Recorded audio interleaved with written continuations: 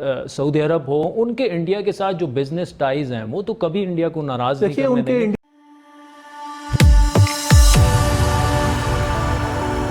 जय हिंद दोस्तों, मोदी देश में आपका स्वागत है। आज पाक मीडिया इमरान खान के नकली नक्शे की बात कर रहा है, जिसमें उसने भारतीय कश्मीर को भी पाकिस्तान में दिखा दिया। नवाज शरीफ के पार्टी के एक पूर्व मंत्री ने इस पर इमरान खान की सारी पोल खोल दी है। इस वीडियो में उसने इमरान खान की बहुत आलोचना की है। इस मामले में वो कह रहा है कि इमरान खान ने ये सब सिर्फ लोगों को खुश करने के लिए किया है। असल में वो कश्मीर पर पूरी तरह नाकाम हो गया है और इसीलिए ऐसी हरकतें कर रहा है ताकि लोग उसकी आलोचना ना कर सके। नवाज शरीफ के पूर्व मंत्री ने यह भी कहा है कि इमरान खान कश्मीर मामला सुलझाने में पूरी तरह नाकाम हो गया और अब दुनिया भी कश्मीर पर बात नहीं करना चाहती। इमरान खान इतना नालायक आदमी है।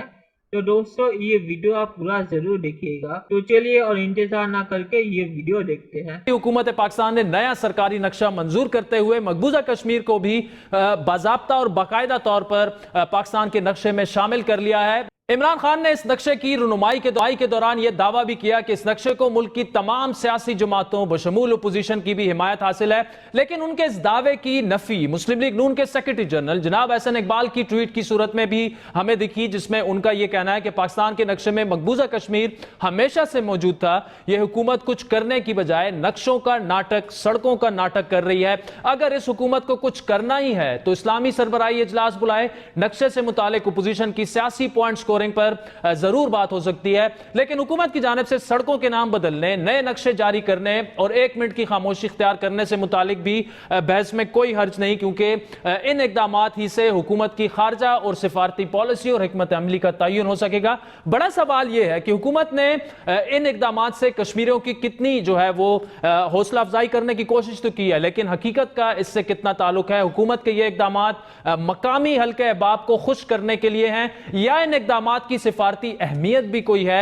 आपको याद दिलाते चले कि इंडिया ने भी नवंबर 2019 में एक नक्शा जारी करके आजाद कश्मीर को काबिज जो कश्मीर है उसका हिस्सा करके दिखाया था, जबकि गिलगित बल्तिस्तान को लद्दाख में शामिल कर डाला था।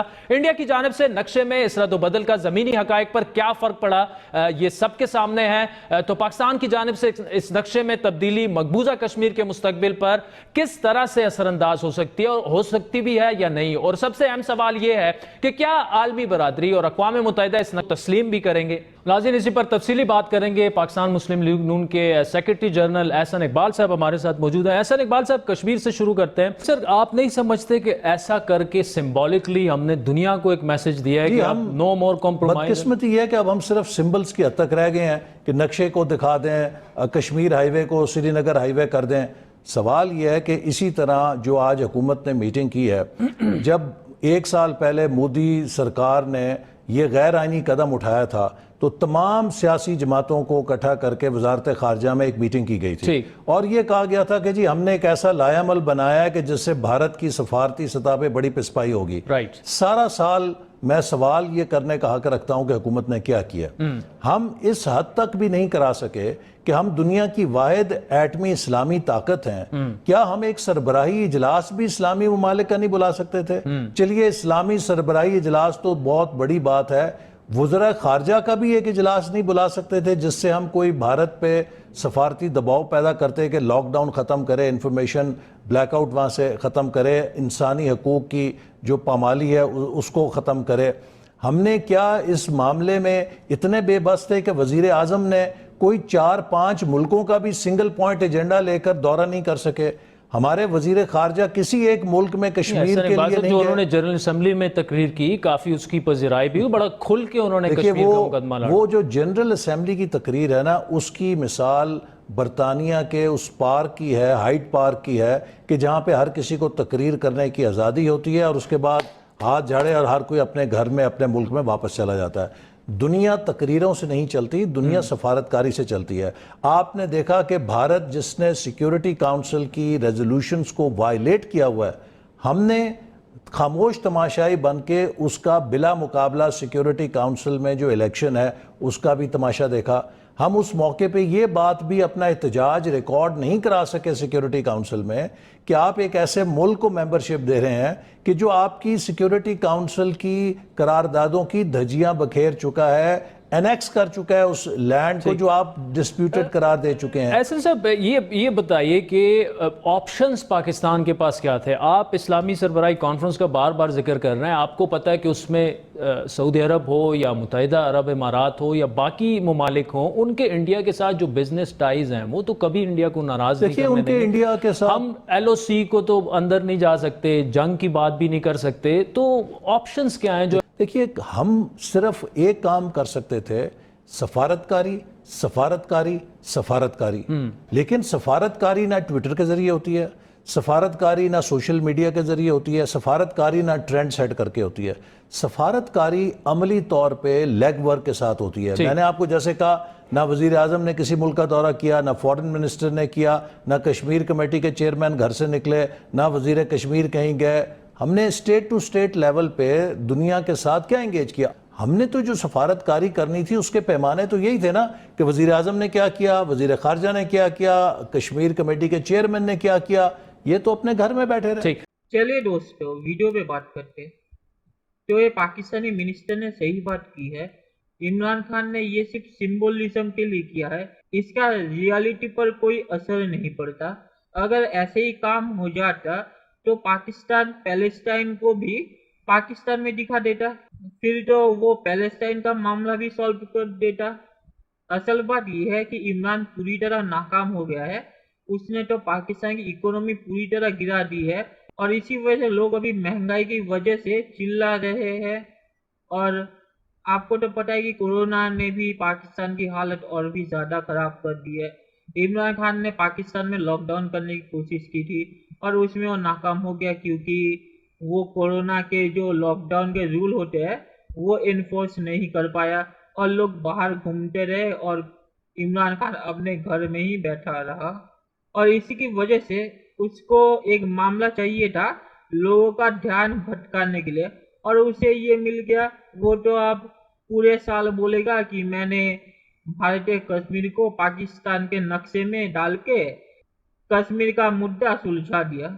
और मैंने एक बात सुनी है कि इमरान खान कह रहा है कि ये नक्शा वो यूनाइटेड नेशन लेके जाएगा और इसे यूनाइटेड नेशन में मनवाएगा, तो उसमें वो नाकाम हो जाएगा, क्योंकि यूनाइटेड नेशन में 184 कंट्रीज भारत के सपोर्ट में है। और अगर ये नक्शा यूनाइटेड नेशन लेके गया तो अमेरिका तो इसे डस्टबिन में फेंक देगा और बाकी देश भी चाइना के अलावा इस नक्शे को मानेंगे, ये मुझे नहीं लगता। तो आखिर में मुझे नहीं लगता कि इमरान खान ऐसी हरकत करेगा जिससे वो एक मजाक बन जाए यूनाइटेड नेशन में भी। और इस पाकिस्तानी मंत्री ने ये सही कहा है कि इमरान खान कश्मीर मुद्दे को अंतर्राष्ट्रीय स्तर पर लाने में भी नाकाम हो गया। और उससे जब भी पूछा जाता है कि कश्मीर मुद्दे पर उसने क्या किया है, तो वो हर बार अपने यूनाइटेड नेशन के स्पीच की बात करता है। असल बात ये है कि यूनाइटेड नेशन के स्पीच की कोई वैल्यू नहीं है। उस स्पीच को कोई भी एक महीने से ज्यादा याद नहीं रखता, और इमरान खान ने वो हरकत कर दी और उसके बाद उसी चीज को वो 2 साल से बोल रहा है और असल में वो कुछ नहीं कर रहा। वो अगर मोदी जी से बात करना चाहता तो ट्विटर में वो मोदी जी को गाली नहीं देता। असल बात ये है कि वो कश्मीर मुद्दे पर कुछ नहीं करना चाहता और फिर पाकिस्तान में भारत के बारे में झूठ बोलना चाहता है कि भारत नहीं चाहता कश्मीर पर बात करना। अगर आप ही सोचिए, अगर आप दूसरे आदमी को गाली दे तो वो क्यों आएगा आपसे बातचीत करने के लिए?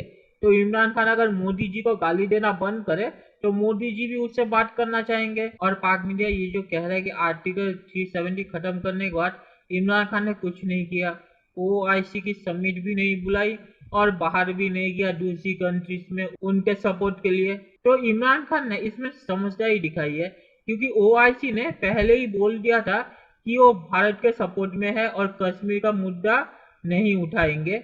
और दूसरे कंट्रीज में अगर इमरान खान जाता तो उसकी बेइज्जती से ज्यादा तो और कुछ नहीं होता, क्योंकि चीन के अलावा कश्मीर मुद्दे पर पाकिस्तान को कोई सपोर्ट नहीं करता, और चीन भी इसीलिए करता है क्योंकि चीन का भी दावा है कश्मीर पर, और चीन को पता है कि पाकिस्तान को अगर कश्मीर मिल गया तो पाकिस्तान से कश्मीर लेना तो चीन के लिए 2 सेकंड की बात है। उसने तो बलूचिस्तान भी ले लिया है पाकिस्तान से, और इसी वजह से चीन पाकिस्तान को सपोर्ट करता है कश्मीर पे, क्योंकि चीन अपना ही फायदा देखता है, उसको और किसी की नहीं पड़ी है। आखिर में पाक मीडिया जो कह रहा है कि दूसरे देशों से अच्छे रिलेशन रखने पर वो कश्मीर मुद्दे पे भारत पर दबाव डालेंगे, ये मुझे नहीं लगता, क्योंकि भारत ने पहले ही सब देशों को बोल दिया था आर्टिकल 370 खत्म करने के बाद कि भारत ने ऐसा क्यों किया है, और सभी देशों ने इसका समर्थन भी किया था, क्योंकि चीन के अलावा किसी ने तो इसके खिलाफ नहीं बोला। तो मुझे लगता है कि अगर इमरान खान अभी बाहर जाएगा तो कोई फर्क नहीं पड़ेगा, क्योंकि 1 साल बीत चुका है आर्टिकल 370 खत्म करने के बाद, और 1 साल बाद कोई देश नए तरीके से सामने आएगा ये मुझे नहीं लगता। और पाक मीडिया ने जो कहा है कि यूनाइटेड नेशन में पाकिस्तान को ये मुद्दा उठाना चाहिए था, तो यूनाइटेड नेशन में मुझे जितना याद है पाकिस्तान ने ये मुद्दा उठाया था, पर इससे कोई फर्क नहीं पड़ा था, क्योंकि भारत ने अपने कॉन्स्टिट्यूशन में चेंज करके कश्मीर को भारत का हिस्सा बनाया था, और भारत के कॉन्स्टिट्यूशन से ज्यादा ताकत यूनाइटेड नेशन की नहीं है। तो कश्मीर तो भारत का हिस्सा बन चुका है और इसे कोई चेंज नहीं कर सकता। इमरान खान जितने भी नकली नक्शे निकाले ये सच्चाई बदलने वाली नहीं है। तो दोस्तों ये वीडियो देखने के लिए बहुत बहुत शुक्रिया, और हमारे चैनल को सब्सक्राइब करना मत भूलिएगा। Thank you very much.